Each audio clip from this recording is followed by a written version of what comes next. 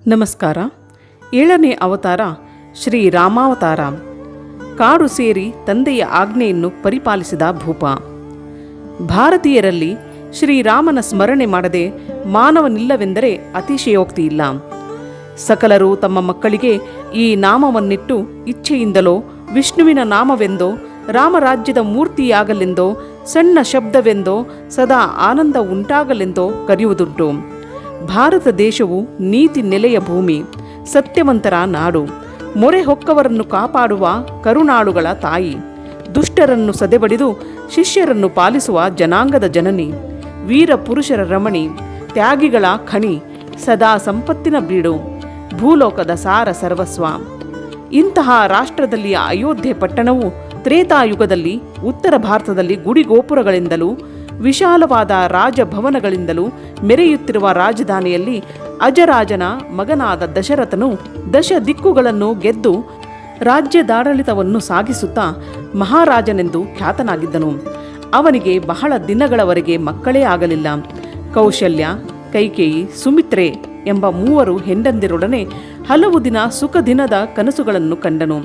ಆದರೆ ಸಂತಾನದ ಚಿಂತೆ ಬಾಧಿಸುತ್ತಿರುವಾಗೆ ಮುಪ್ಪು ಆವರಿಸಿತು. ಬಾಲಕಾಂಡ. ರಾಜನು ತನ್ನ ಮಂತ್ರಿಯಾದ ಸುಮಂತನನ್ನು ಕೊಟ್ಟು ಕಳಿಸಿ ವಿಭಾಂಡಕ ಪುತ್ರನಾದ ಋಷ್ಯಶೃಂಗನನ್ನು ಕರೆಯಿಸಿದನು.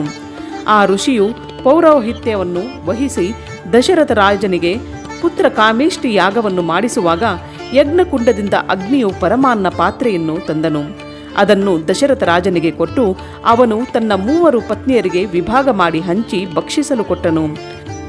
ಅವರು ಸ್ವಲ್ಪವೇ ದಿವಸಗಳಲ್ಲಿ ಗರ್ಭವತಿಯರಾದರು. ಸಾಕ್ಷಾತ್ ವಿಷ್ಣುವೇ ರಾಮನಾಗಿ ಅವತಾರ ಮಾಡಿದನು. ಶೇಷನೇ ಲಕ್ಷ್ಮಣನಾಗಿಯೂ, ಪ್ರದ್ಯುಮ್ನನು ಭರತನಾಗಿಯೂ, ಅನಿರುದ್ಧನು ಶತ್ರುಘ್ನನಾಗಿಯೂ ಹುಟ್ಟಿದರು. ಸಮಸ್ತ ದೇವತೆಗಳೆಲ್ಲ ಕಪಿ ವಂಶದಲ್ಲಿಯೂ ಕರಡಿ ವಂಶದಲ್ಲಿಯೂ ಹುಟ್ಟಿದರು. ಚಂದ್ರಮಂಡಲದಂತೆ ರಾಮನ ಮುಖದ ಸೌಂದರ್ಯವು ದಿನದಿನಕ್ಕೆ ಅಭಿವೃದ್ಧಿ ಹೊಂದಿತು. ದಶರಥ ರಾಜನಿಗೆ ಈ ಚೆಲುವಿಕೆಯನ್ನು ಎಷ್ಟು ನೋಡಿದರೂ ತೃಪ್ತಿಯಾಗಲಿಲ್ಲ. ಹಗಲು ರಾತ್ರಿ ರಾಮಚಂದ್ರನ ಮುಖವನ್ನು ಪ್ರಜೆಗಳು ಕಂಡು ಮತ್ತಿಷ್ಟು ಪುನಃ ಪುನಃ ನೋಡುತ್ತಾ ತಮ್ಮ ತಮ್ಮ ಕೆಲಸಗಳನ್ನು ಬಿಟ್ಟರು. ಎಲ್ಲರೂ ಒಂದು ಕಡೆ ಕುಳಿತು ನೋಡುವುದರಲ್ಲಿ ತಲ್ಲೀನರಾದರು. ಬರಬರುತ್ತ ರಾಮ, ಲಕ್ಷ್ಮಣ, ಭರತ, ಶತ್ರುಘ್ನರು ಬೆಳೆದರು.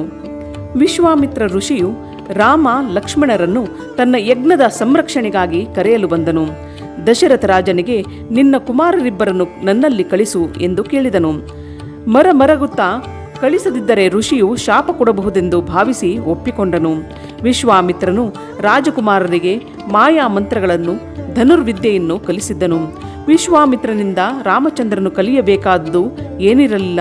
ಆದರೂ ಲೋಕ ಶಿಕ್ಷಾರ್ಥವಾಗಿ ನಟನೆ ಮಾಡಿ ಶಿಷ್ಯತ್ವ ವಹಿಸಿ ಕಲಿತುಕೊಂಡನು.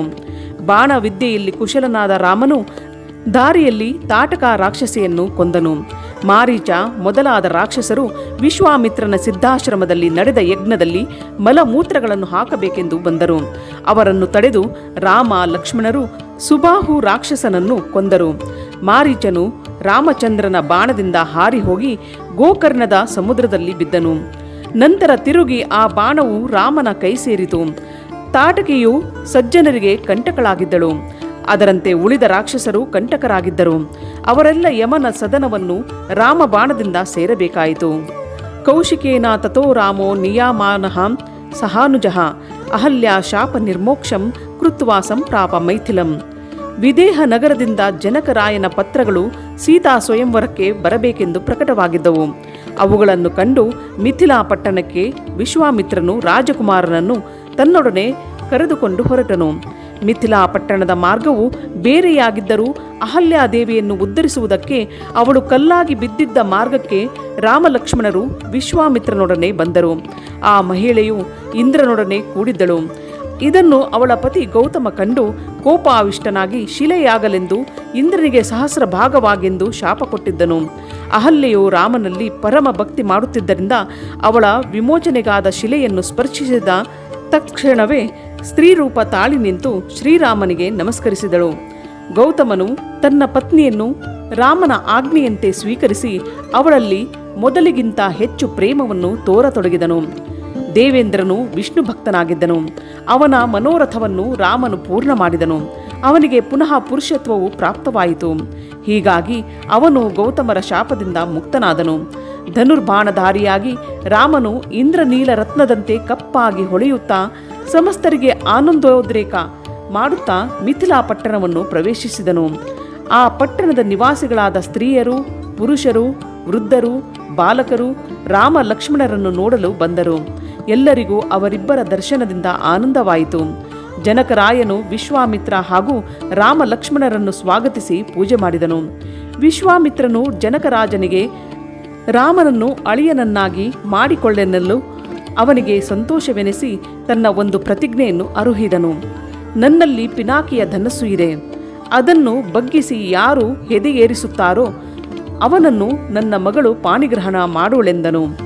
ರಾವಣಾದಿ ರಾಕ್ಷಸರು ಅದನ್ನು ಎತ್ತಲಾರದೆ ಮೈ ಮೇಲೆ ಹಾಕಿಕೊಂಡು ಬೀಳಲಾಗಿ ಸಭಿಕರು ಕೊಳ್ಳನೆ ನಕ್ಕಿದ್ದರು. ರಾಮಚಂದ್ರನು ಆ ಧನಸ್ಸನ್ನು ಕೈಯಲ್ಲಿ ಹಿಡಿದು ಕಬ್ಬಿಣಗಳನ್ನು ಲೀಲೆಯಿಂದ ಮುರಿದ ಹಾಗೆ ಸಹಜವಾಗಿ 2 ತುಂಡು ಮಾಡಿ ಒಗೆದನು. ಜಾನಕಿಯು ನಸುನಗುತ್ತಾ ರಾಮನ ಕೊರಳಲ್ಲಿ ಮಾಲೆಯನ್ನು ಹಾಕಲಾಗಿ ವಿದೇಹ ನಿವಾಸಿಗಳು ಆನಂದದಿಂದ ಕರತಾಡನ ಮಾಡಿ ತಮ್ಮ ಸೂಚಿಸಿದರು. ಹಾಗೂ ನೂತನ ದಂಪತಿಗಳನ್ನು ಎವೆ ಇಕ್ಕದೆ ನೋಡಲಾರಂಭಿಸಿದಾಗ ದಶ ದಿಕ್ಕುಗಳಲ್ಲಿ ಜಯ ಜಯಕಾರ ಧ್ವನಿಯು ಪ್ರತಿಧ್ವನಿಗೊಂಡಿತು. ಜನಕರಾಜನ ರಾಜದೂತರು ಅಯೋಧ್ಯೆಗೆ ಹೋಗಿ ದಶರಥ ರಾಜನಿಗೆ ಸೀತಾದೇವಿಯು ಪಾಣಿಗ್ರಹಣ ಮಾಡಿದ ವಾರ್ತೆಯನ್ನು ಬಿತ್ತರಿಸಿದರು. ರಾಜನು ತನ್ನ 3 ಪತ್ನಿಯರನ್ನು ಭರತ ಶತ್ರುಘ್ನರನ್ನು ಕರೆದುಕೊಂಡು ಚತುರಂಗ ಬಲಸಮೇತನಾಗಿ ಮಿಥಿಲಾ ಪಟ್ಟಣಕ್ಕೆ ದಿಗ್ವಿಜಯ ಮಾಡಿದನು. ವಿವಾಹ ನೋಡಬೇಕೆಂದು ಸಮಸ್ತ ದೇವತೆಗಳು, ಸಿದ್ಧರು, ಚಾರಣರು, ಗಂಧರ್ವರು, ಅಪ್ಸರಾ ಸ್ತ್ರೀಯರು, ಕಿಂಪುರುಷರು, ಕಿನ್ನರರು ವಿಮಾನಗಳನ್ನೇರಿ ಆಕಾಶ ಮಾರ್ಗದಿಂದ ಗಾನ ಮಾಡುತ್ತಾ ಪುಷ್ಪವೃಷ್ಟಿ ಮಾಡಿದರು. ಜನಕರಾಜನು ಅಳಿಯನಿಗೆ ಆನೆ, ಕುದುರೆ, ರಥಗಳನ್ನು ಲೆಕ್ಕವಿಲ್ಲದಷ್ಟು ಕೊಟ್ಟಿದ್ದಲ್ಲದೆ ಬಗೆಬಗೆಯ ಮುತ್ತು ರತ್ನಗಳನ್ನು ಕೊಟ್ಟು ಸಂತೋಷಪಟ್ಟನು. ತನ್ನ ಅರಸುಪುತ್ರಿಯಾದ ಉರ್ಮಿಳೆಯನ್ನು ಲಕ್ಷ್ಮಣನಿಗೂ, ಕುಶಧ್ವಜನ ಪುತ್ರಿಯರಾದ ಮಾಂಡವಿಯನ್ನು ಭರತನಿಗೂ, ಶ್ರುತಕೀರ್ತಿಯನ್ನು ಶತ್ರುಘ್ನನಿಗೂ ಕೊಟ್ಟು ವಿವಾಹ ಮಾಡಿದನು. ದಶರಥ ರಾಜನು 4 ಸೊಸೆಯಂದಿರು ಹಾಗೂ ತನ್ನ 4 ಸುಪುತ್ರರೊಡನೆಯೂ ಚತುರಂಗ ಬಲ ಸಮೇತನಾಗಿಯೂ ರಾಣಿಯರೊಡನೆ ವಿವಾಹದ ಹಾಸ್ಯ ಚಟಾಕೆಗಳನ್ನು ಹಾರಿಸುತ್ತಾ ಅಯೋಧ್ಯೆಯನ್ನು ತಲುಪಿದನು. ಅಯೋಧ್ಯಾಕಾಂಡ. ತತಃ ಪ್ರಕೃತಿಭಿಃ ಸಾಕಂ ಮಂತ್ರಾಯಿತ್ವಾ ಸಭೂಪ ಇತಿ ಅಭಿಷೇಕಾಯ ರಾಮಸ್ಯ ಸಮಾರೇಧೆ ಮದಾನ್ವಿತಃ.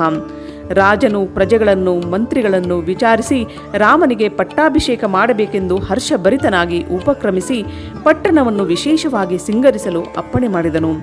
ಎಲ್ಲ ಸಾಮಗ್ರಿಗಳನ್ನು ಒದಗಿಸಿದನು. ಮುಹೂರ್ತವು ಸಿದ್ಧವಾಯಿತು. ರಾಜ್ಯದಲ್ಲಿ ದುಂದುಬಿಗಳು ಮೊಳಗಿದವು. ತುತ್ತೂರಿಯನ್ನು ಊದಲಾಯಿತು. ಕಹಳೆಗಳ ಕೊಂಬಿನ ಧ್ವನಿ ಕೇಳಿಬಂದಿತು. ಸಂಗೀತ ಕಚೇರಿ ಏರ್ಪಟ್ಟಿತು. ದಯಾಮಯಿಯಾದ ಕೌಶಲ್ಯ ತಾಯಿಯು ರಾಮನಿಗೆ ಎಣ್ಣೆ ಮಜ್ಜನವನ್ನು ಸ್ವತಃ ಮಾಡಿಸಿ ಶುಭ ಸ್ನಾನ ಮಾಡಿಸಿದ್ದಾಳೆ. ಅದರಂತೆ ಸೀತೆಯು ಮಂಗಳ ಸ್ನಾನ ಮಾಡಿದಳು. ಇಬ್ಬರು ಅಲಂಕಾರ ಹಾಕಿಕೊಂಡಿರಬೇಕಾದರೆ ಕೈಕೇಯಿಯು ಸಹ ತನ್ನ ಕರ್ಣಾಭರಣವನ್ನು ಸೊಸೆಯಾದ ಜಾನಕಿಯ ಕಿವಿಯಲ್ಲಿಟ್ಟು ಭೂಷಣವಾಗುವಂತೆ ಮಾಡುತ್ತಿರುವಾಗಲೇ ಬಾಗಿಲ ಸಪ್ಪಳವಾಯಿತು. ಏಕೆ ಎನ್ನುತ್ತಿರುವಾಗ ಕೈಕೇಯಿಯ ದಾಸಿ ಮಂಥರೆ ಬಂದಿದ್ದಾಳೆ. ಕಿವಿಯಲ್ಲಿ ಏನನ್ನೋ ಪಿಸುಗುಟ್ಟಿದಳು. ರಾಣಿ ಕೈಕೇಯಿ, ನಿನ್ನ ಮಗನಾದ ಭರತನಿಗೆ ರಾಜ್ಯವಿಲ್ಲ, ನನಗೆ ದಾಸತ್ವ ತಪ್ಪಲಿಲ್ಲ. ಬೇಗನೆ ಭರತನನ್ನು ಕರೆಯಿಸಿ ಅವನಿಗೆ ಪಟ್ಟಾಭಿಷೇಕ ಮಾಡಿಸು. ನೀನು ಈ ಮೊದಲು ದಶರಥ ರಾಜನಿಂದ 2 ವರ ಪಡೆಯಲಿಲ್ಲವೇ? ಅವುಗಳನ್ನು ಪೂರ್ತಿ ಮಾಡಲು ಈಗಲೇ ಕೇಳಿಕೊಳ್ಳೆಂದು ಹೇಳಿದಳು. ಕೈಕೇಯಿ ಪ್ರೀತಿ ಹೇತೋಹೋ ಸಹರ್ಜನ್ ರೂಪೋ ಎಂದು ಹೇಳಿದಂತೆ ಮಂಥರೆಯಿಂದ ದುರ್ಬೋಧನೆ ಮಾಡಲ್ಪಟ್ಟ ಕೈಕೇಯಿ ದೇವಿಯು ಹಿಂದೆ ತನ್ನ ಗಂಡನು ತನಗೆ ಕೊಟ್ಟಿರುವ 2 ವರಗಳ ಮಧ್ಯದಲ್ಲಿ ಶ್ರೀರಾಮನು 14 ವರ್ಷಗಳವರೆಗೆ ಕಾಡಿನಲ್ಲಿ ವಾಸಿಸಲಿ ಎಂಬ 1 ವರವನ್ನು, ತನ್ನ ಮಗನಾದ ಭರತನು ರಾಜ್ಯವನ್ನು ಆಳಲಿ ಎಂಬ 2ನೆಯ ವರವನ್ನು ಬೇಡಿ ಶ್ರೀರಾಮದೇವನ ಪಟ್ಟಾಭಿಷೇಕವನ್ನು ನಿಲ್ಲಿಸಿದಳು. ಶ್ರೀರಾಮನು ದೇವತೆಗಳ ಕಾರ್ಯವನ್ನು ಸಾಧಿಸುವುದಕ್ಕಾಗಿ ತಂದೆ ತಾಯಿಗಳ ಅಪ್ಪಣೆಯನ್ನು ಪಡೆದು ಲಕ್ಷ್ಮಣ ಮತ್ತು ಸೀತೆ ಇವರೊಡನೆ ಹೊರಡಲು ಸಿದ್ಧನಾದನು.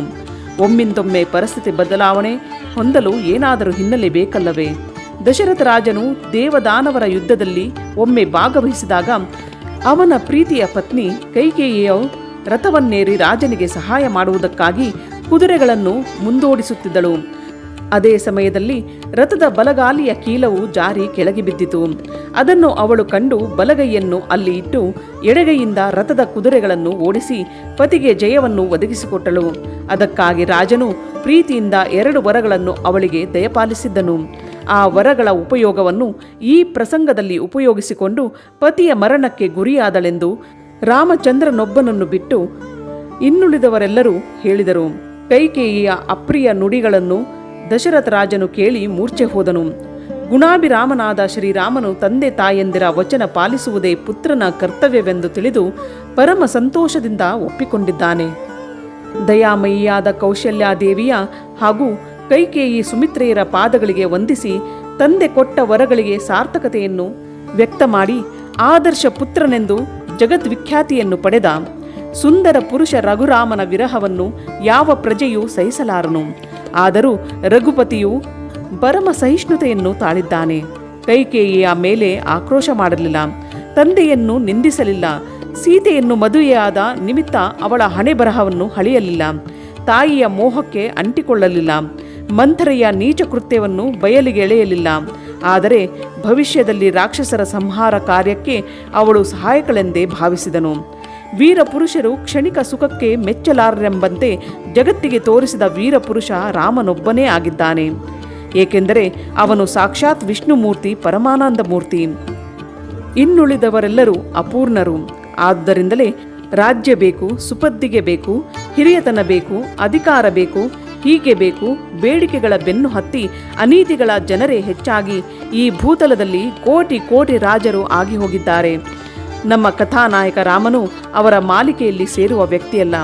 ಸದ್ಗುಣಮಣಿ, ನೀತಿವಂತ, ಜನಪ್ರಿಯ, ಪ್ರಜಾರಕ್ಷಕ, ಅಪವಾದಕ್ಕೆ ಗುರಿಯಾಗದ ವೀರಪುರುಷ, ಸಜ್ಜನಿಕೆಯ ಸಾಕಾರ ಮೂರ್ತಿ, ಆದರ್ಶ ರಾಜ. ಅಂತೆಯೇ ಎಷ್ಟೋ ವರ್ಷಗಳು ಗತಿಸಿದರೂ ರಾಮರಾಜ್ಯದ ಉದಯ ಮತ್ತೊಮ್ಮೆ ಆಗಲಿ ಎಂದು ಜನತೆ ಇಂದು ನಿರೀಕ್ಷಿಸುತ್ತಿದೆ.